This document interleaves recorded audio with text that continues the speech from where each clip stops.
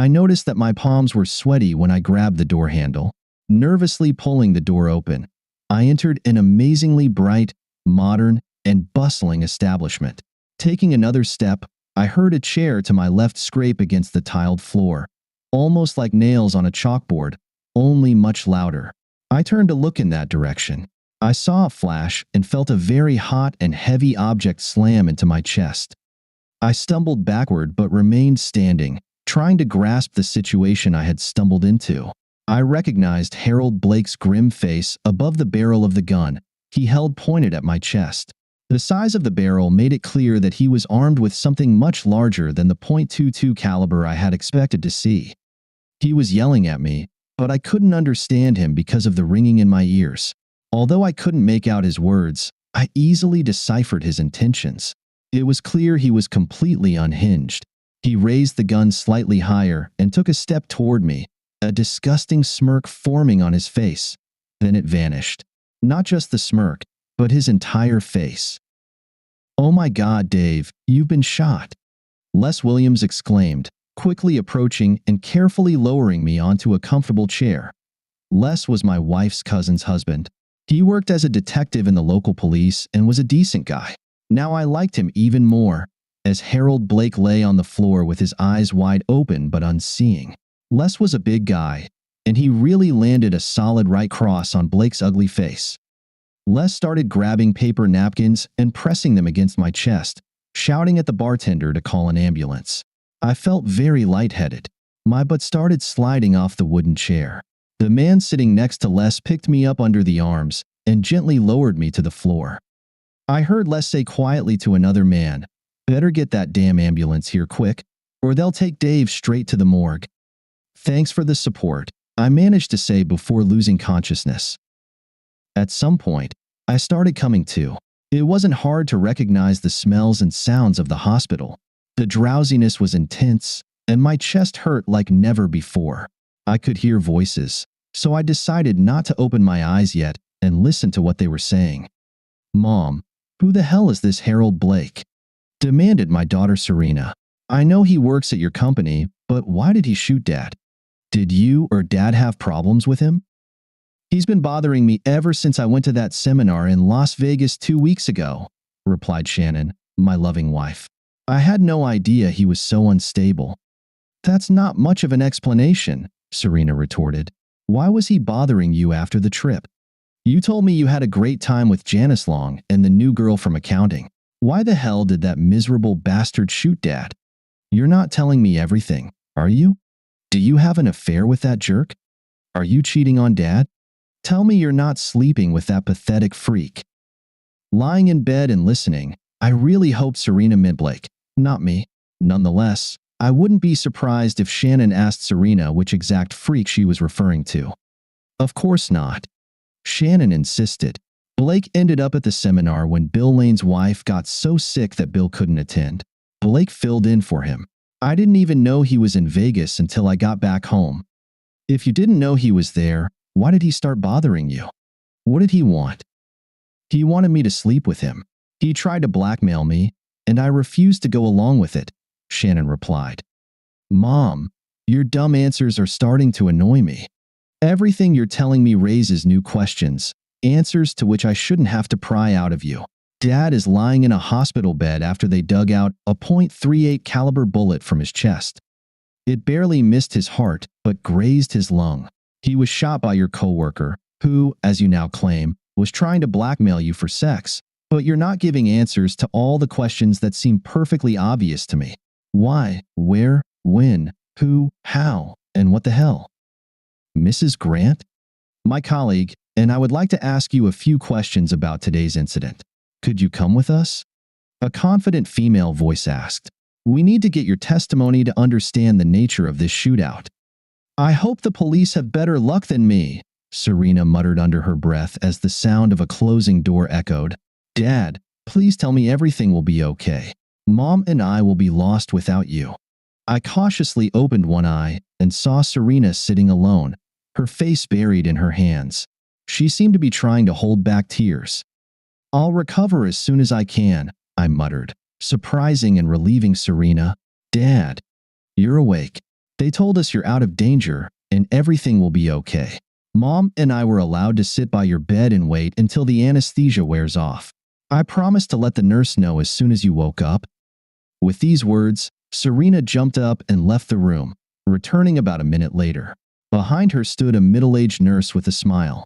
She gave me some ice water to sip through a straw and quickly checked me for any obvious issues. "I'll inform the doctor that you've woken up and are talking, Mr. Grant. It's nice to see you feeling better. You'll be heading home soon," she said as she left the room. "Can you remember what happened?" Serena asked. "Are you in a lot of pain?" "Some bastard shot me. It hurts like hell," I replied. "My question to you. Why did that bastard try to kill me?" "No one knows, Dad. The police are investigating the matter. They're talking to Mom right now," Serena stated. "Have you ever had any issues with Harold Blake?" "Harold Blake?" I repeated. "I saw him once at your mom's work event. I don't think I talked to him. He shot me?" "He shot you in the chest with a .38 caliber pistol. The bullet missed your heart but grazed your lung. He was about to shoot again, but thankfully, Les Williams was at the bar. He knocked Blake out before he could pull the trigger again. You're lucky Les was there." "Yeah, I'm damn lucky," I sarcastically agreed. "Was your mom upset when she found out I'd been shot?" "Are you kidding? She was devastated. I had to drive her here, and she cried the whole way," Serena replied. "Why are you asking about this? You know Mom loves you. Is there something going on that I don't know about?" "It seems like a lot is happening that none of us knows about," I replied. "The obvious question is, why did that idiot try to kill me? The second and almost equally important question is also obvious. Does your mother have anything to do with why that jerk shot me?" "She insists he was trying to blackmail her into having sex with him," Serena stated. "She didn't mention that he had power over her to make him think she'd give in. I don't need to tell you that if your mother is lying to me, I'll leave her so fast her head will spin. I've been faithful our entire marriage and won't tolerate your mother cheating," I said firmly. "You've never hidden your feelings about loyalty, Dad. Mom knows how you feel, and I don't think she'd ever betray you. You know how great Mom still looks.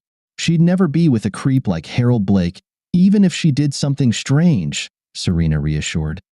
"If you're trying to cheer me up, you're not doing a good job," I replied. "Your mom might be a MILF, but that doesn't mean she can cheat on me if she finds some particularly cool guy. That's not how marriage works." Serena quickly realized her mistake and tried to make amends. "I didn't mean she'd cheat on you with just anyone. I just meant that if she ever did, it would only be with someone much better than Harold Blake. That's all I meant," she clarified. "Just stop digging yourself deeper, Serena," I insisted.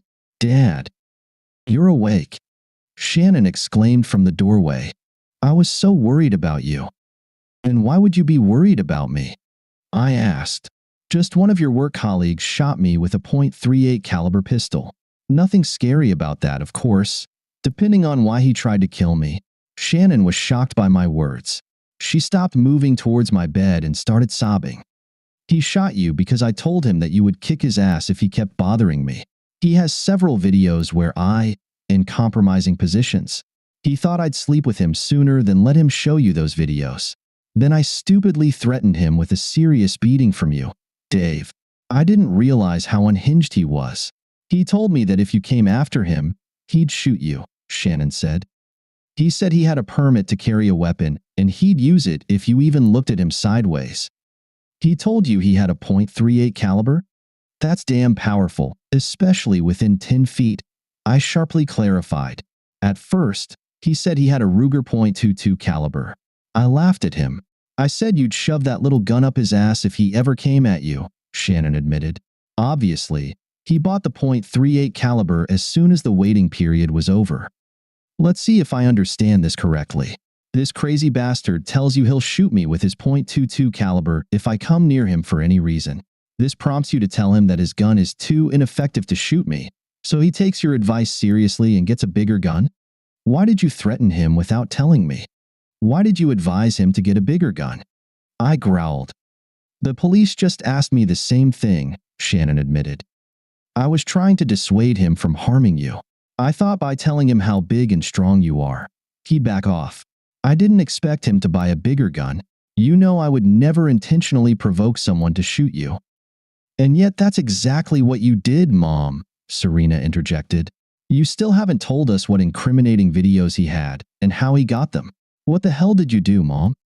The new girl who went with us to the seminar was younger and much more free-spirited than Janice and me. It was very hot in Vegas, and she had friends who were members of a private club.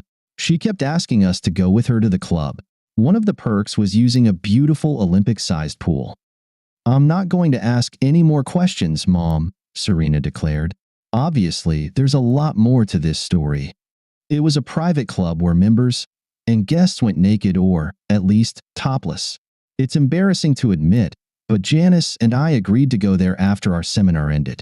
At first, we were very nervous, but after about half an hour or so, we felt that being topless in front of other people was natural. I didn't know, but Harold Blake had a friend in the club. There were rules against taking photos or videos, but he clearly broke them. He secretly filmed Janice and me topless. When we returned from Vegas, he sent me copies by email and said he would send them to Dave, Mom, Dad, and anyone else whose addresses he could get.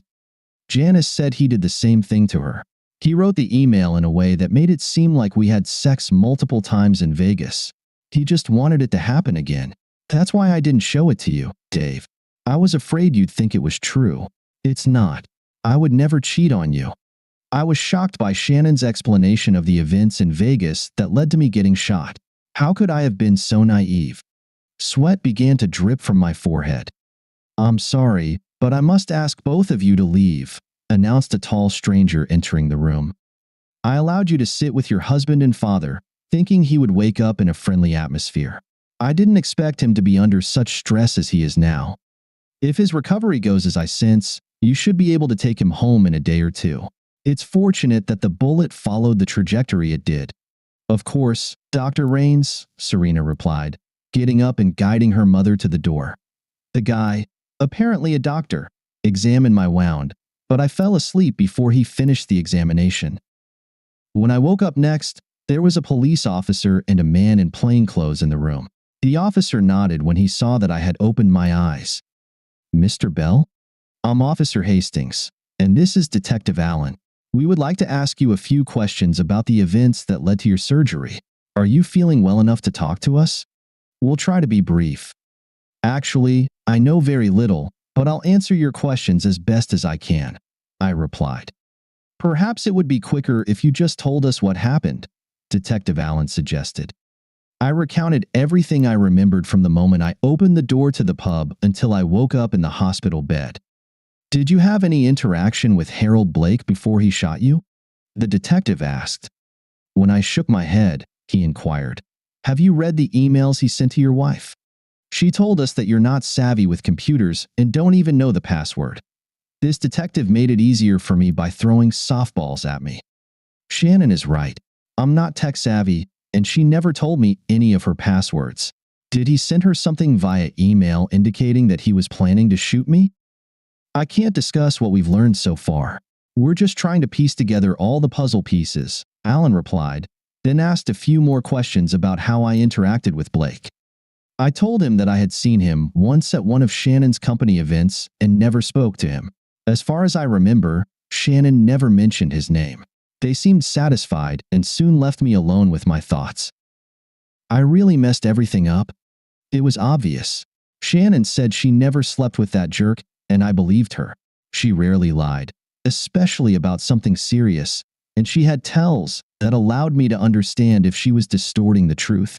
She didn't show them when explaining to Serena and me that Blake wanted a piece of her ass. I should have found time to read all the new emails she received from that jerk before going to his favorite dive bar, expecting that asshole to come at me with a .22 caliber pistol. A person can die from a shot from such a weapon, but the bullet must be very precisely aimed. I had already decided that Blake wasn't going to be surgically accurate and precise when formulating his imagined revenge. Shannon was my whole life. After 20 years of marriage, I loved her more than I could ever imagine. When she returned from the trip to Vegas, she was acting somewhat strangely. It wasn't just one thing, but a combination of things. I started to worry. Over the years of work, I learned to hide various details from Shannon. The most significant of these was the fact that I wasn't as clueless with computers as she thought. I knew how to handle a laptop. I used it at work, although for some reason, she never considered that possibility. I saw how she checked her email many years ago and memorized her password, which was the date of our anniversary. She had no clue about any of it. Since her unusual behavior worried me, I decided to log into her account for the first time. Soon enough, I discovered that Harold Blake had sent Shannon copies of several videos where she was topless by the pool surrounded by a few other people. To say that this surprised me would be a significant understatement. Another thing that surprised me were Janice Long's surprisingly large and firm breasts. Who would have thought? I was much less concerned about Shannon going topless in Las Vegas than about her sleeping with Blake. Judging by how he worded his emails, it seemed like Shannon had slept with him multiple times. In her responses, there were threats about what I would do to him if he didn't stop trying to blackmail her. Remembering these emails, it must be acknowledged that she never admitted to sleeping with him. She didn't even touch on that topic. I had been tracking Blake for almost the entire previous week. On his way home, he always stopped at one pub. In my defense, I was very depressed by what I thought was Shannon cheating on me. I read in the emails that he had a concealed carry permit. It was a .22 caliber pistol, and he would use it if I tried to confront him in any way. I never saw any emails about buying a larger gun. My revenge plan was very simple, too simple as it turned out. I would accidentally enter the pub when he was there. I would stare at him until he got nervous and pointed his gun at me. If necessary, I would pretend to draw my own gun from my pocket to make him react. If he just waved the gun around and threatened me, I would have him arrested and get the maximum sentence. If it seemed like he was going to shoot me, I planned to cover my face with my hands and bend down to minimize the chances of getting hit by stray bullets. Looking back, I realized that my assumptions were quite mistaken. The guy indeed had a .38 caliber. He didn't wave the gun around or threaten me. He simply shot me in the chest before I could even try to take cover. I knew I could have died from a .22 caliber shot, but that seemed unlikely. However, there was no doubt about the lethality of a .38 caliber shot. The main reason I thought the threat from Shannon's lover or the possibility of being shot by him was a great idea was how it would affect Shannon. Her affair would become the cause of my pain and possibly my death. I knew she still loved me in her own way, even if she was unfaithful. The responsibility for my hospitalization or death would devastate her. I was sure of that. The truth about her affair would come out during the investigation, and I would be the poor, innocent husband who mistakenly trusted his slutty wife. The topless videos would somehow fall into the wrong hands and be shown to Shannon's friends and relatives. She might even face ostracism from her family, causing her intense pain. Shannon had wonderful relationships with her parents, siblings, and even with my family. Family was a very important part of her life. Now I had to think about how to get out of this mess I created myself. I had to make sure Shannon didn't find out what an idiot I was, how I believed she was having an affair with Blake, and how I came up with my half-baked plan just to make her and her lover suffer, even if it meant my own demise. I always thought I was good at solving problems, but recent events made me reconsider that opinion. How could I avoid being portrayed as the biggest fool in the world? How could I present the situation in a way that minimizes the damage? Shannon and Serena visited me in the afternoon. Serena was happy that I would be released the next day. Shannon was closed off and silent. It seemed like my poorly thought-out plan worked. She was subdued and teary-eyed. I pretended to fall asleep, and they cut their visit short. As they left, I started thinking about how to fix the situation. I wasn't very surprised that Shannon went topless at a private club in Vegas for a few reasons. One reason was that she was in great shape, maintained a nicely sized, firm bust, and for obvious reasons took pride in her appearance. Another reason was the pressure from her friend Janice, who also had an impressive bust size. Based on the videos I watched dozens of times, Janice really wanted her natural wonders to be appreciated by admirers. The main reason I wasn't surprised was a conversation I overheard once, coming home early from work on a hot Saturday morning. Shannon and Serena were by the pool. It seemed like they were having an impromptu poolside party. Serena's two closest friends, Beth and Amber, were there in tiny bikinis, as well as Shannon's younger sister Laura. Also present were a couple of neighbors, both women in their 30s. I decided to eavesdrop on the conversation before grabbing a small cooler of beer and chatting with the women. The conversation topic turned out to be very interesting. They were discussing how much they would like to go somewhere far to a beach where they could go topless without being discovered by relatives, friends, and people they work with. Serena and her two charming friends were the ones talking the most about how fun it would be and how they would never forget this experience. I was very surprised when Shannon and Laura agreed with them and talked about how interesting it would be to behave not at all like typical boring suburban housewives. That conversation I overheard that day by the pool kept ringing in my head as I drifted off to sleep. It seemed like Shannon was a bit of an exhibitionist. It made me wonder if all women were like that, or if it was only characteristic of women with beautiful figures, confidence, and the means to fulfill those desires. Serena and Shannon picked me up from the hospital to take me home. I was given a list of prescriptions and recipes that needed to be followed. I received instructions on diet and physical exercises for the near future and promised to regularly visit my family doctor. Shannon helped me into the house, where I was surprised to see most of our close friends and relatives.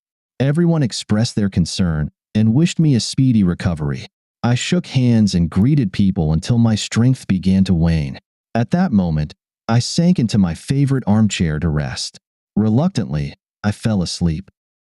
Upon waking up, I briefly listened to the conversation, and what I heard sparked my anger.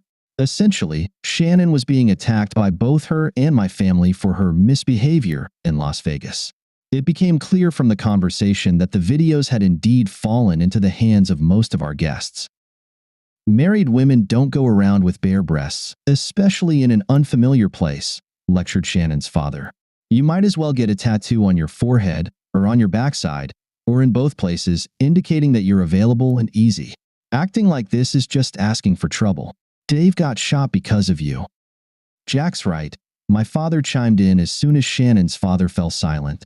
Decent women don't flaunt their breasts for anyone who wants to see them. My granddaughter needs a good example to follow. What her mother is showing on video, being topless in front of a bunch of strangers, is sending the wrong message. I'm very disappointed in you.